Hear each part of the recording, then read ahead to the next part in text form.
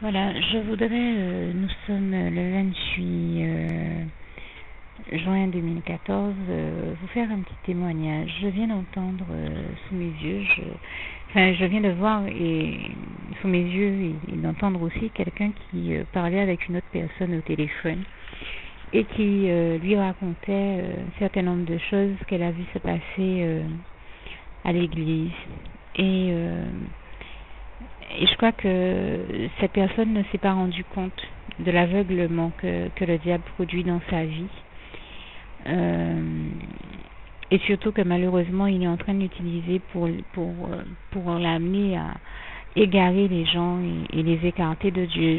J'en parle parce que c'est une personne dont Dieu m'avait déjà révélé le comportement, m'avait déjà démontré comment elle s'était détournée de l'Église, comment elle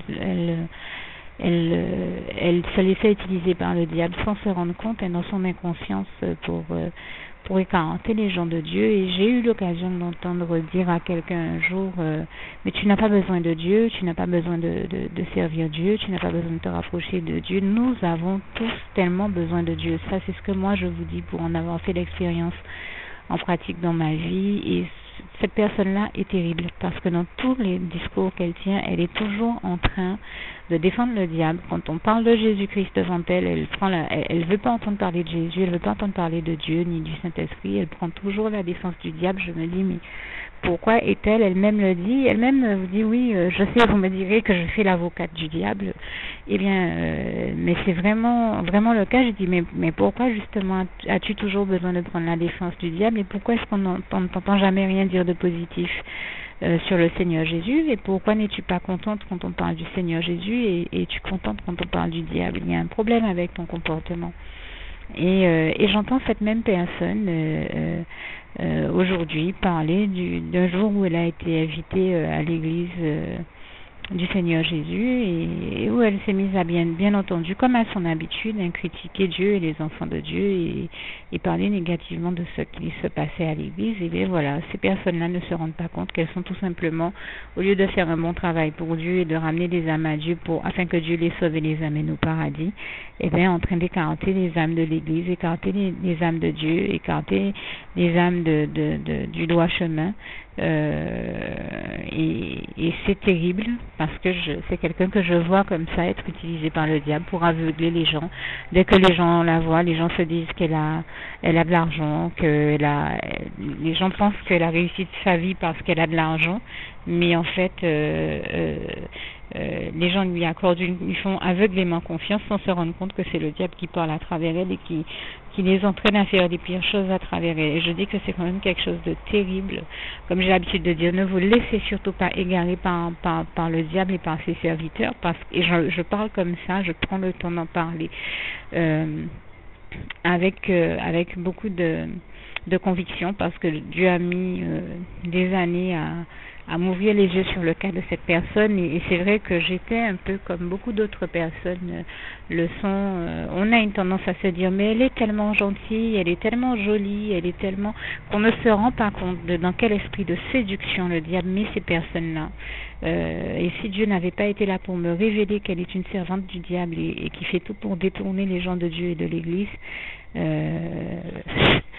ça aurait été je me serais très certainement laissé séduire comme les autres et je remercie Dieu de m'avoir envoyé ces rayons de lumière, son esprit de lucidité et de discernement et puis de m'avoir aussi averti parce que cette personne est dans un comportement très grave. Je vous dis, ça fait des années que je la vois être dans ce comportement-là. D'autres personnes autour de moi me disent, telle que je la connais, elle doit être en train de dire aux gens des choses. Quelqu'un m'a dit ça un jour, je suis sûre qu'elle dit aux gens de ne pas suivre Dieu. Je lui ai dit, tu ne pourras pas si bien dire puisque j'aurais préféré pouvoir te dire le contraire, mais j'ai eu l'occasion de la voir en action, précisément en train de dire ça.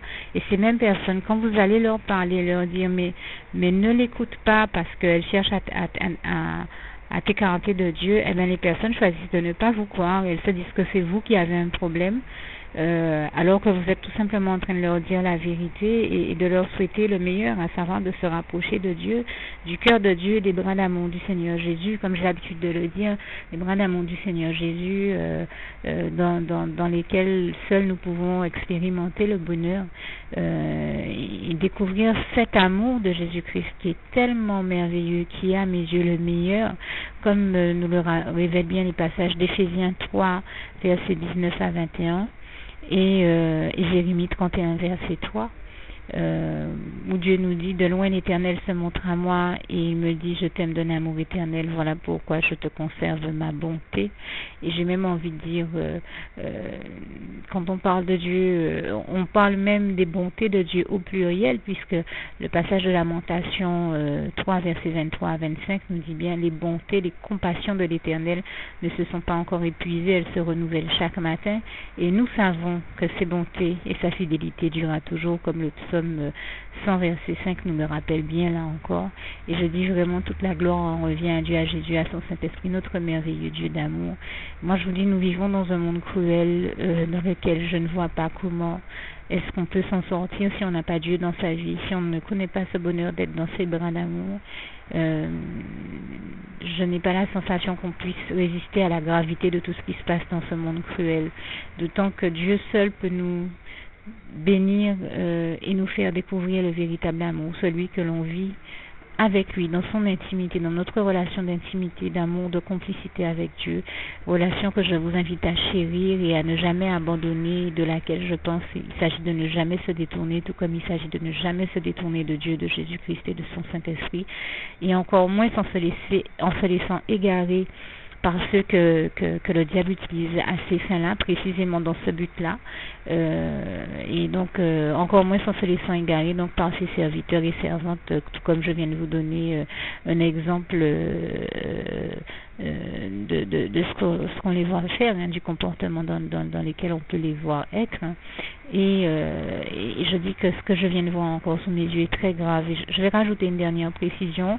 Elle a parlé encore une fois d'argent, et là encore j'ai envie de vous dire: ne laissez pas le diable vous égarer par cette technique qui ramène à dire aux gens que ce serait soi-disant grave qu'on fasse la quête à l'église et qu'on demande de l'argent enfin c'est même pas de l'argent qu'on demande en fait aux fidèles, c'est de participer, leur participation à l'œuvre de Dieu. Alors bien sûr que ça peut revêtir un aspect financier quand il s'agit de faire la quête, mais d'autres fois on fait, par exemple, il s'agit surtout de se donner, en fait, de faire un don pour participer à l'œuvre de Dieu. C'est pas forcément pécunier uniquement, c'est pas forcément toujours que de l'argent. Ça peut être faire un don de vêtements, ça peut être faire un don d'autres choses, de choses de choses dont on n'a pas besoin. Et en l'occurrence, je pense à ce passage où le Seigneur Jésus nous dit qu'il y a plus de bonheur à donner qu'à recevoir, et c'est réel, c'est une chose que j'ai vécue et dont j'ai fait l'expérience avec le Seigneur Jésus. Je crois que ce passage est en acte et que je rajouterai dans le visuel de ce document. Mais il y a vraiment plus de bonheur à donner qu'à recevoir, et on n'a pas à se bloquer sur la question que ce soit de l'argent. Quel que soit ce qu'on a à donner, il s'agit bien de donner pour faire avancer les choses. Et je veux dire que ce soit quel que soit ce qu'on donne, on le fait du fond du cœur et sans rester dans quelque chose qui nous bloquerait à un niveau où on est dans un amour du matériel tel qu'on en perd de vue le spirituel et qu'on s'égare loin de la bonne voie spirituelle, du bon chemin, de la bonne attitude, du bon comportement pour avoir une vie spirituelle saine, en s'arrêtant au matériel et en restant accroché au matériel au lieu de s'accrocher à Dieu. Ce type de comportement-là n'est pas de Dieu. Et je me dis, mais comment ces personnes-là vont dans des églises, dans d'autres églises, dans bien d'autres églises, telles que les églises, pour parler très, très clairement, je n'ai rien contre aucune religion, aucune église, mais je l'ai vu, je veux dire, il y a plein de personnes qui, avant leur conversion, tout comme moi, je vais parler de mon cas pour vous montrer que justement, je n'attaque personne, ni aucune église, ni personne. J'aurais pu me dire, moi, quand le Seigneur m'a appelé à la conversion et au baptême, j'ai été catholique pendant 30 ans. Pendant 30 ans, je vais être très claire, ça m'a jamais dérangé quand on faisait la quête. d'aller à l'église catholique et de verser quelque chose à la quête. Et ça n'a jamais dérangé personne. Pourquoi est-ce que au moment où on se convertit et où dans mon cas je suis devenue évangéliste, et je n'ai pas honte de le dire, je le dis haut et fort,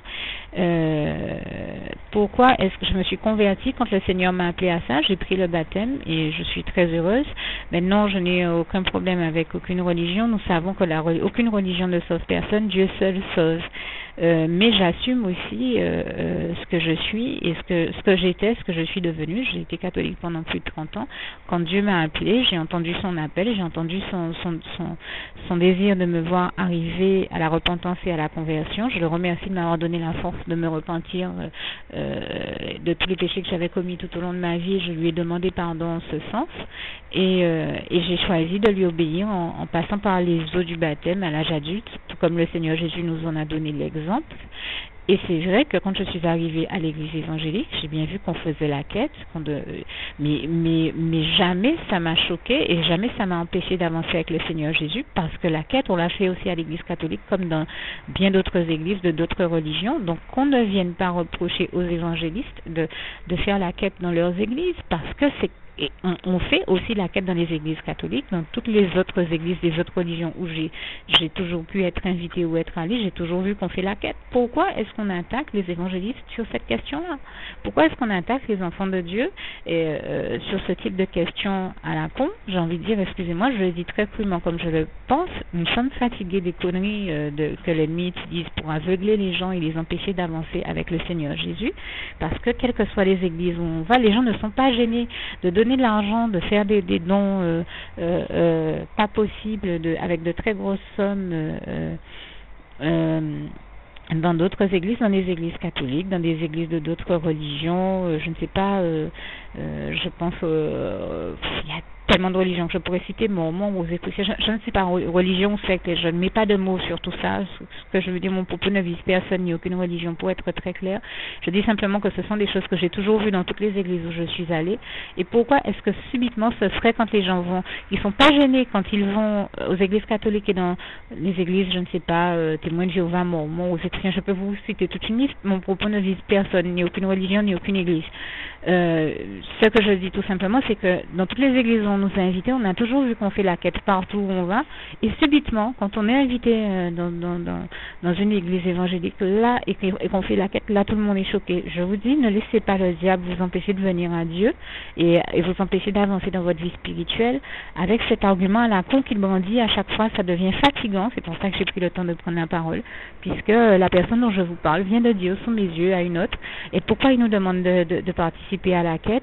Mais j'ai eu envie de lui dire, et pourquoi ça te gêne pas qu'on te demande quand tu vas à l'église catholique de participer à la quête, et pourquoi quand c'est à l'église évangélique ça te gêne?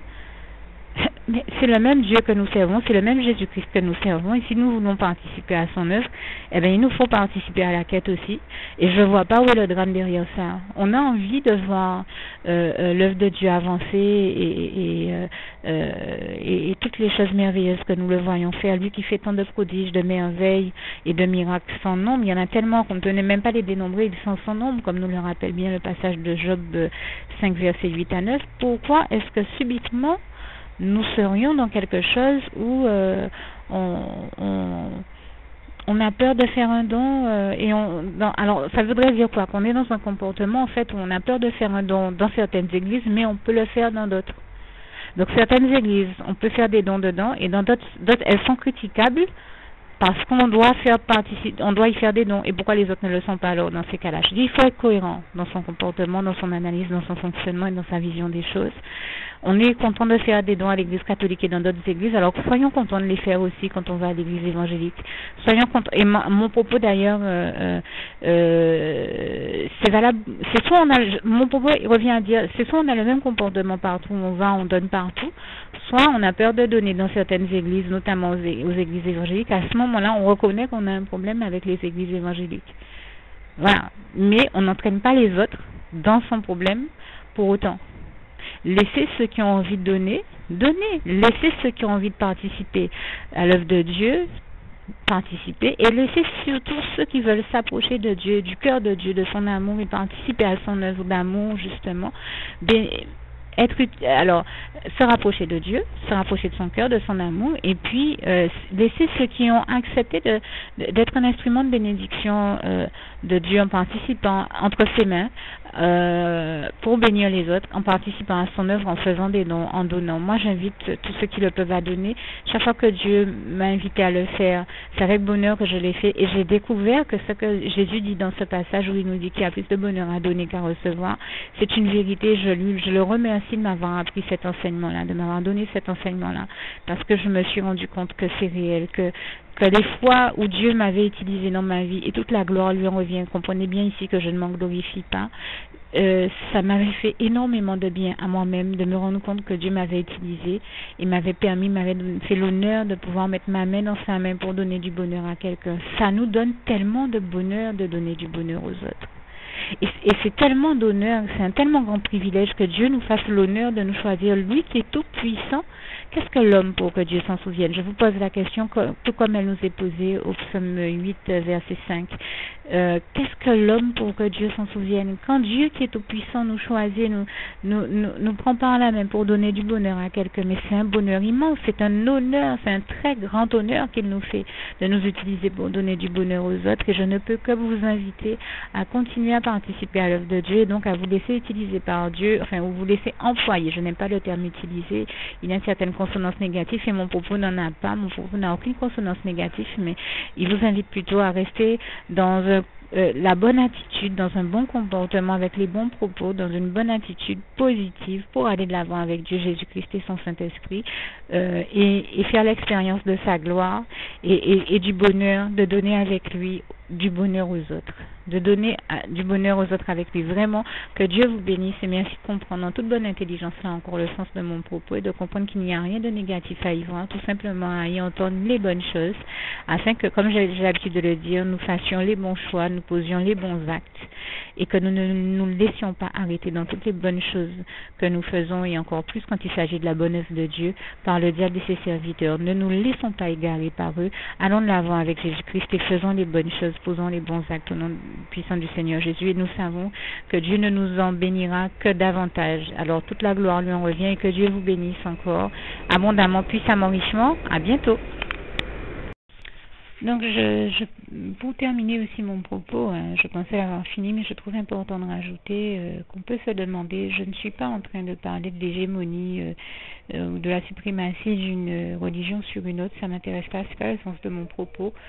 Par contre, je crois profondément à la suprématie de Dieu, de Jésus-Christ et du Saint-Esprit, et donc à la suprématie du bien, de l'amour, de la joie, de la lumière, de la paix, de la justice de Dieu et donc du royaume de Dieu et de toutes les bonnes valeurs que nous y connaissons, le royaume de Dieu, le royaume des cieux, sur la suprématie donc du royaume de Dieu et de Dieu sur celui de son ennemi, le diable, qui nous le savons est à la tête du royaume des ténèbres. Donc je crois à la suprématie de Dieu sur le diable. Je crois que l'Éternel, notre merveilleux Dieu d'amour, Jésus-Christ et son Saint-Esprit sont les seuls et éternels vainqueurs du diable, sont les seuls éternels vainqueurs du diable, et toute la gloire revient à Dieu, à Jésus-Christ et à son Saint-Esprit. Et donc, ça m'amène à dire que je crois donc profondément en Dieu, mais que je crois profondément aussi à la suprématie de Dieu sur le diable, à la suprématie du royaume des cieux sur le royaume des ténèbres, et à la suprématie du bien sur le mal. Et donc, que je crois aussi à la suprématie de la lumière, puisque Dieu est lumière, 1 Jean 1, verset 5, sur je crois à la suprématie de la lumière sur les ténèbres et l'obscurité du royaume du diable, et qu'on peut se demander pourquoi est-ce que le diable a toujours besoin de contrarier tout ce qui se passe dans le royaume de Dieu, et donc dans le camp de Dieu, et dans le royaume des cieux, le royaume de Dieu. Parce que de toujours, j'ai envie de dire, y envoyer des roches, parce que, mais comme on dit chez nous en Creole, il n'y a pas envoyé roche en pied mango qui pas apporter. Pourquoi est-ce qu'il a toujours besoin de faire critiquer, de faire des scandales, des histoires sur les enfants de Dieu, en particulier sur les évangélistes? Et j'en parle parce que je le vis et que c'est ma réalité, que je le vois au quotidien dans la vie de ceux qui m'entourent. Pourquoi a-t-il toujours besoin d'aller créer des problèmes aux enfants de Dieu, et en particulier aux évangélistes? Pourquoi a-t-il toujours besoin de créer des problèmes à tous ceux qui servent Dieu, qu'ils soient évangélistes ou autres? Je dis que ça démontre il se trouve que je suis évangéliste et que je connais mieux la réalité des évangélistes, puisqu'en étant une moi-même et que je vois ces réalités-là en action, en œuvre sous mes yeux. Pourquoi a-t-il toujours besoin de venir embêter nos frères et sœurs en Christ, de venir embêter les enfants de Dieu et en particulier les évangélistes? Comme je le dis encore, je parle de ce que je connais et ce que je connais le mieux étant évangéliste, c'est cette réalité d'évangéliste. Pourquoi a-t-il besoin de faire ça? C'est parce que c'est là qu'il y a quelque chose de bon. Il n'y a pas qu'à voir roche en pied mango qui peut apporter. C'est parce qu'il sait très bien que c'est là que Dieu envoie sa bénédiction, là où les frères sont unis ensemble, comme il est écrit dans le psaume 133, que je vous invite à lire. Et toute la gloire, on revient à Dieu, à Jésus-Christ et à son Saint-Esprit. Donc, moi, je le dis très clairement, il faut raison garder et arrêter de se laisser aveugler par le diable et puis de donner cours à ces incessantes critiques, ces incessants mépris sur les enfants de Dieu, en particulier sur les évangélistes, ce qui se déroule dans leurs églises, en racontant ce genre de bêtises que j'ai entendu cette personne raconter. Ils nous ont demandé de participer à la quête, oui, mais on demande partout ailleurs, dans toutes les autres églises catholiques, évangélistes ou autres, de participer à la quête aussi. Ne faites pas comme si vous ne le saviez pas, c'est un comportement hypocrite puisque vous n'êqu'êtes pas gêné de donner dans d'autres églises. Je ne vois pas pourquoi vous devriez être gêné de donner dans celle-là aussi. Et comme je l'ai dit, il y a beaucoup plus de bonheur à donner qu'à recevoir. Comprenez bien l'enseignement que le Seigneur Jésus nous donne dans ce passage de Actes. Et toute la gloire lui en revient. Donc, j'espère avoir été clair dans mon propos. J'ai tenu à rajouter ces précisions-là. Que Dieu vous garde et vous bénisse tous. À bientôt.